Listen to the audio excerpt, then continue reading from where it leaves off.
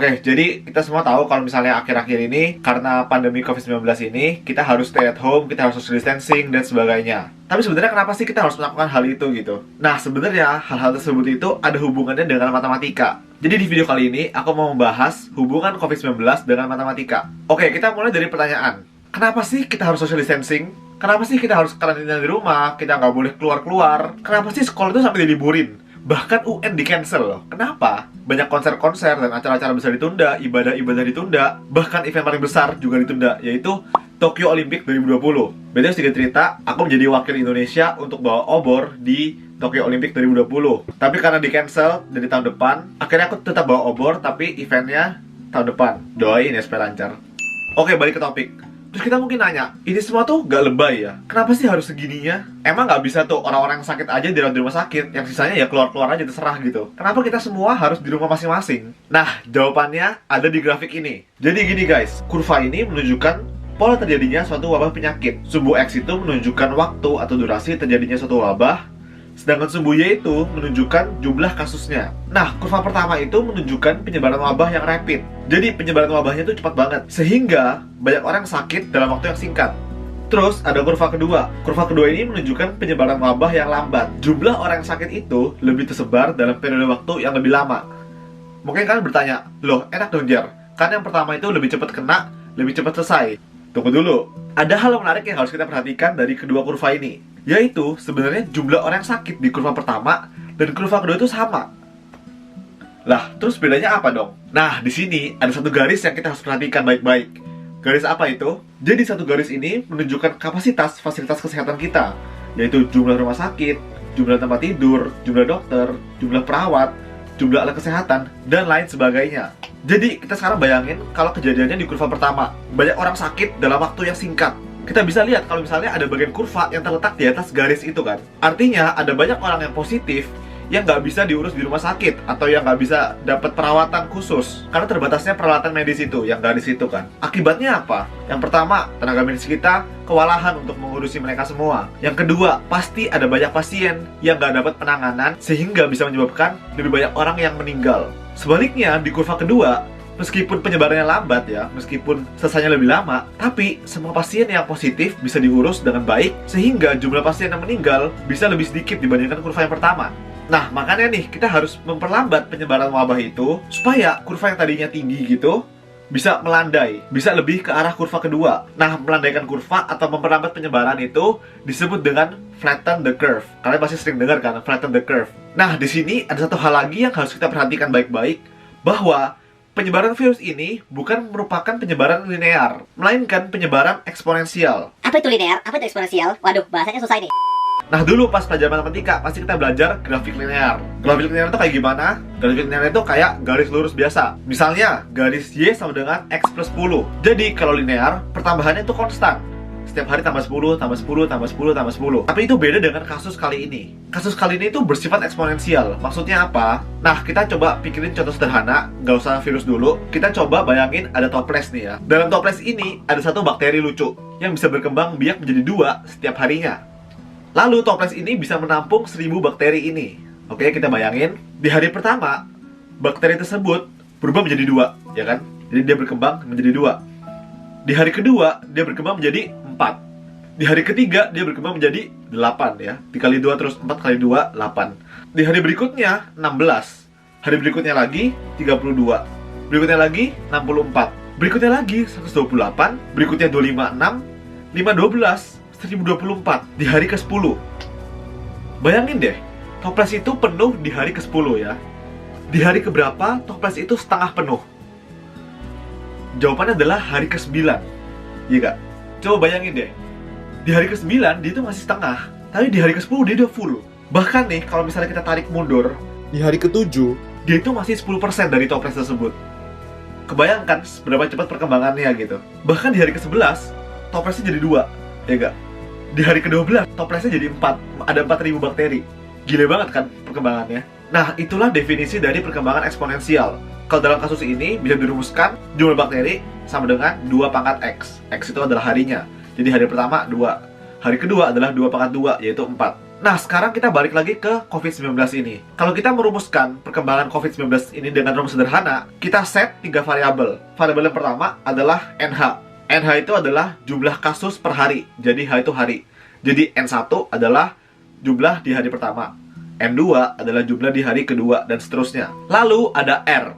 R itu apa? Jadi R itu adalah jumlah rata-rata orang yang bertemu dengan orang yang positif. Jadi nih, dalam satu hari, pasien positif ini ketemu berapa orang?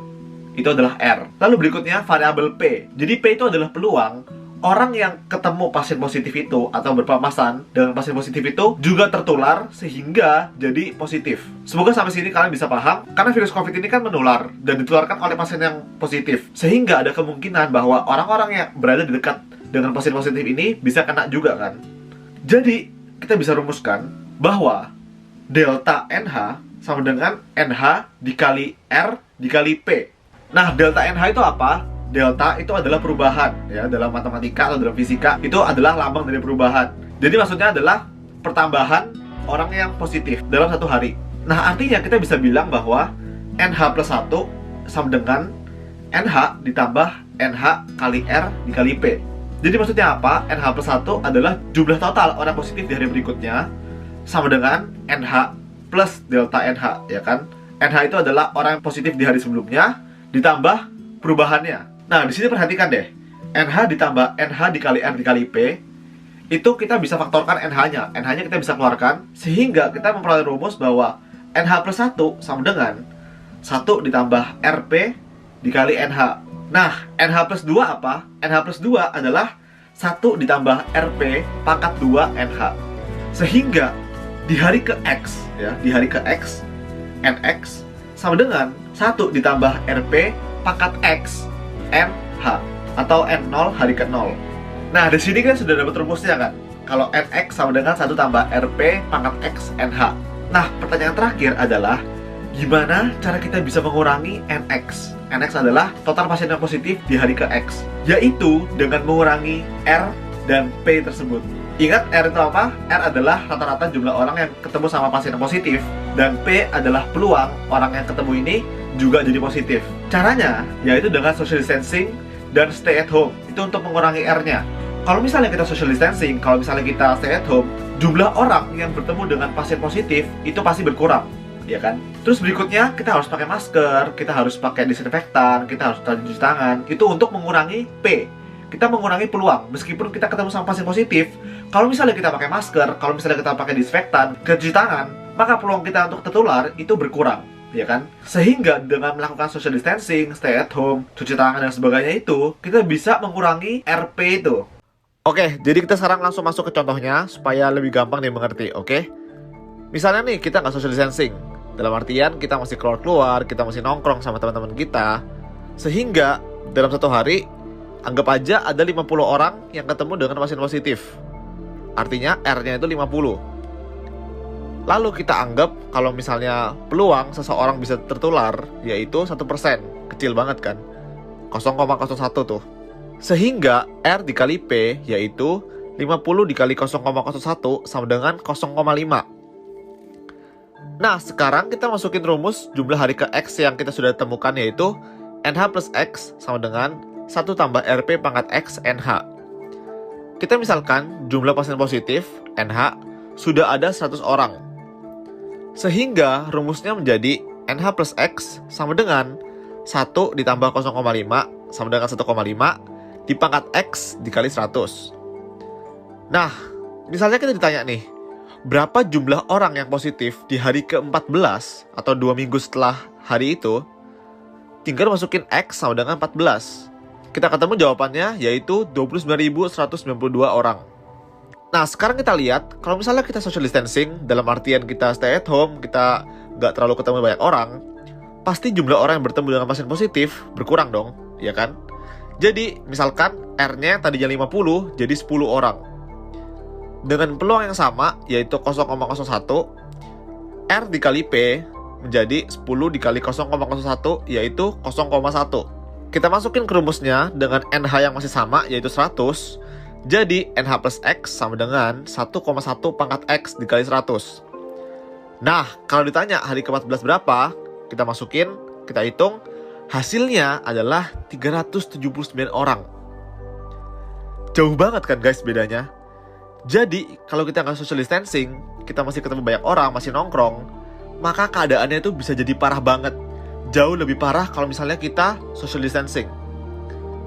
Nih aku tunjukin deh. Kalau R kali P-nya berubah dikit aja, grafiknya itu akan berubah drastis. Lihat deh perubahan grafiknya. Jadi R kali P ini sangat-sangat sensitif sehingga kita benar-benar harus berusaha menguranginya. Dengan cara social distancing, cuci tangan, pakai hand sanitizer, pakai masker, dan sebagainya.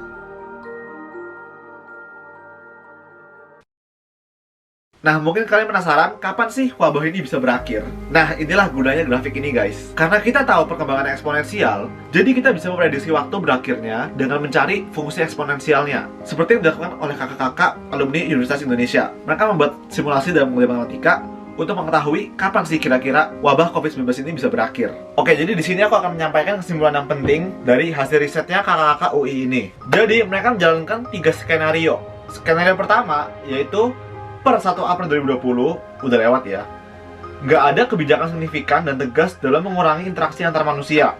Skenario kedua, per 1 April, kebijakan itu ada, tapi masyarakatnya, kita-kita ini nggak taat, nggak tegas dalam mematuhi kebijakan tersebut. Dan skenario ketiga, per 1 April, diberlakukan kebijakan, dan kitanya tegas, kita disiplin dalam melakukan social distancing dan physical distancing ini. Hasil dari 3 skenario ini, bisa kita lihat di grafik ini.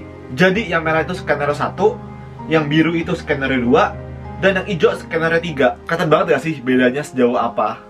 Kalau kita menjelaskan grafik ini, skenario pertama nih, puncak pandeminya terjadi tanggal 4 Juni dengan 11.319 kasus baru, total kasusnya itu ratusan ribu. Berakhir pada akhir Agustus atau awal September. Skenario kedua, puncak pandeminya 2 Mei dengan 1.490 kasus baru dan akumulasi kasusnya atau totalnya 60.000. Nah, skenario 3, puncak pandeminya itu tanggal 16 April dengan 500 kasus baru dan total kasus positifnya 17.000 kasus. Lihat gak? Jauh banget bedanya ketika kita benar-benar social distancing sama ketika kita santai aja gitu. Guys, jadi dari video ini dengan simulasi matematika dan perhitungan matematika, kita tahu sekarang betapa pentingnya social distancing.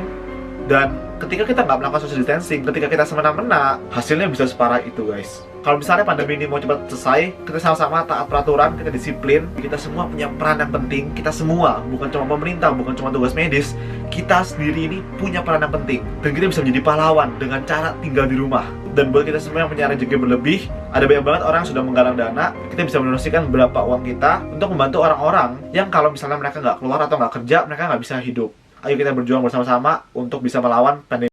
BTW guys, kalau misalnya kalian masih mau belajar lebih lagi tentang materi eksponen dan juga eksponensial ini, kalian bisa belajar lebih lanjut di aplikasi Zenius di kelas 10 Matematika Peminatan. Atau misalnya kalian penasaran dengan virus dan sistem imun tubuh manusia, kalian juga bisa belajar di app Zenius. Materi tentang virus ada di kelas 10 dan materi tentang sistem imunitas ada di kelas 11. Oke, jadi begitulah pentingnya social distancing dan juga pentingnya kita menjaga kesehatan kita untuk mengurangi penyebaran COVID-19 ini. Mari kita terus sama-sama berdoa dan juga mengingatkan teman-teman kita untuk social distancing dan menjaga kesehatan sehingga wabah COVID-19 ini dapat selesai dengan secepatnya. Oke, jadi semoga video kali ini bermanfaat dan silakan share video ini, semoga semakin banyak yang bisa mendapatkan manfaatnya. Buat kalian semua yang sudah menonton, arigatou gozaimashita. Ja, mata ne, mantapu.